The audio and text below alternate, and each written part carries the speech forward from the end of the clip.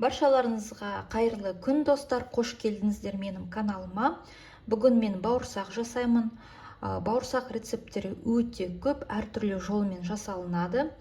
Бүгін мен осы рецептпен бөлісейін деп тұрмын. Маған бұл рецепт қатты ұнайды. Бұрыннан бері осыны қолданып келе жатырмын. Видео қызықты болса, менімен бірге болыңыздар. Ол үшін бізге қажет болады 200 мл сүт. Сүт менде тоңазытқышта тұрған сүт, салқын түрінде. Сүтті құямыз. Одан соң менде ыстық қайнаған су 200 мл.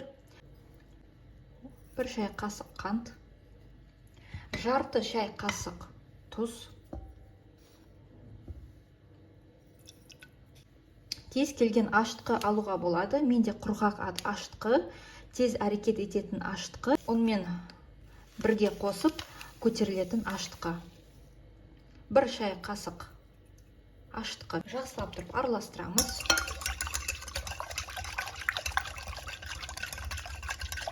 Бұл енді міндетті емес, өздеріңіз қалауынша сары майды салсаңыздар болады, немесе салмасаңыздар болады.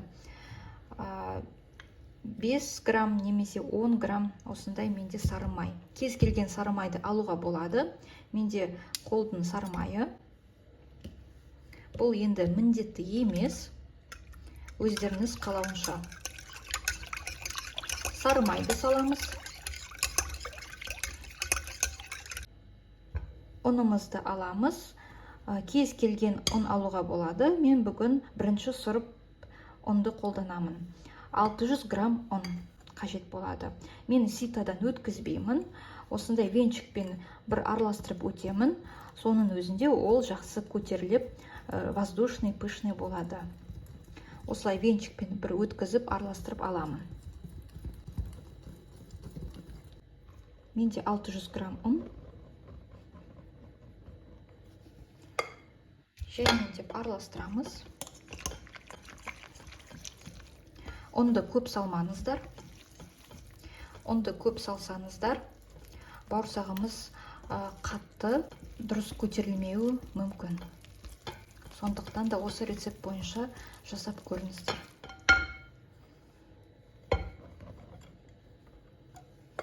Ұнды салдық. Жақсылап тұрып араластырамыз.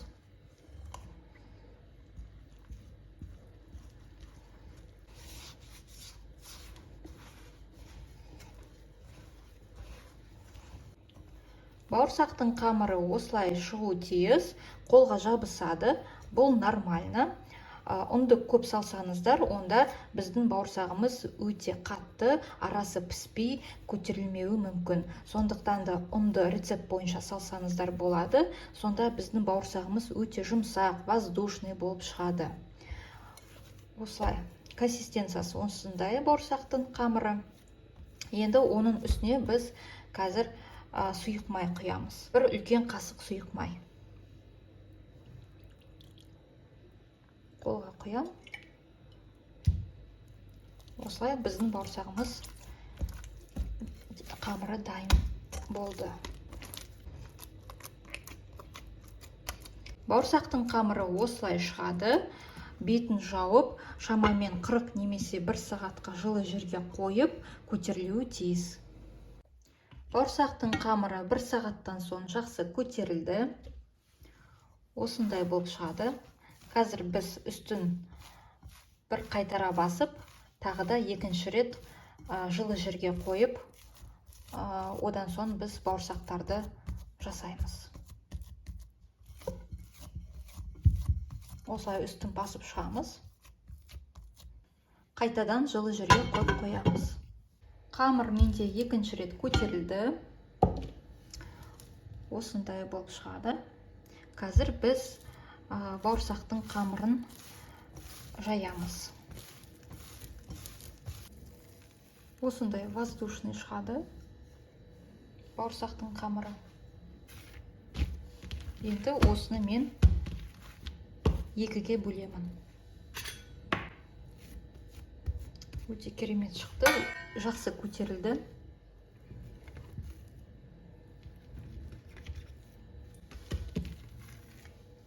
Екіге бөлемін. қамырымызды дайындап қоямыз осылай.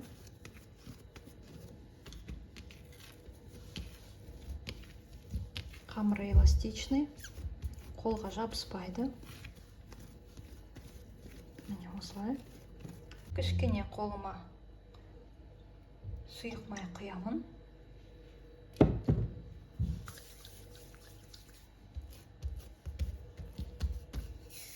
Осылай оқтаумен жайып шығамыз.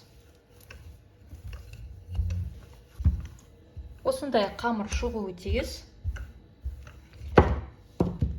Қалыңдығы 1 немесе 2 мм. Арнайы осындай бауырсақ жасауға арналған құралды қолданамын. Бұл осындай форма, яғни кольцо деп аталады. Осыны біз осы қамырдың үстінен басып, шеңбер жасаймыз.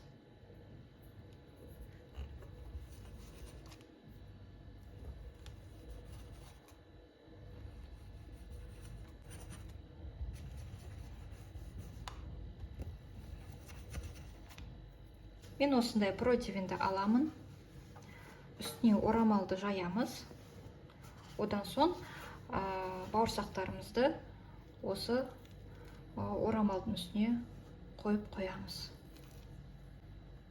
Бауырсақтың формаларын осылай дайындап қоямыз. Орамалдың үстіне қойып, бір шамамен 10 немесе 15 минут тағы да бір көтерілсін. Бауырсақтың қамыры 10 минут тұрып, менде осылай көтерілді. Енді ыстық сұйық майға қыздырылған отта қазір біз оны екі жағынан қуырамыз. Бүгін мен осындай сковородкаға жасаймын.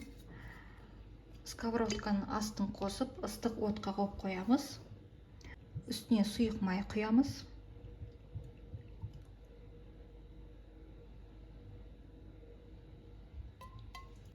Бісміллә.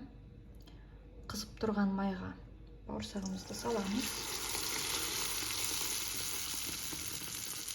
Менде қазір үлкен отта тұр. Одан соң біз жаймен отқа қоямыз. Енді қазір мен орташа отқа қойып қойдым. Жаңа менде қатты отта тұрды. Бауырсақты екі жағынан ауыстырып пісіреміз.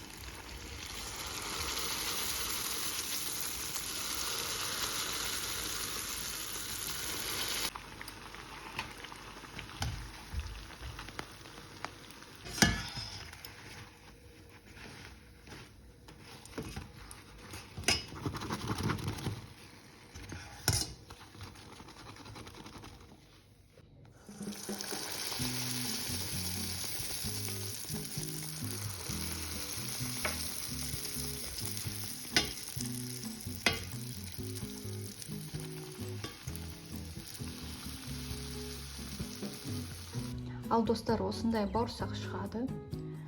Өте воздушный, өте пышный, әдемі көрінеді. Міндетті түрде осы рецептпен жасап көріңіздер. Қазір бірге көрейік. Іші воздушный, іші осылай піскен. Қамыры осындай болып шығады. Міндетті түрде осы рецептпен жасап көріңіздер. Өте керемет дәмді болып шығады. Міне менің бауырсақтарым. Бүгін сіздермен болған Динара. Келесі кездескенше сау болыңыздар.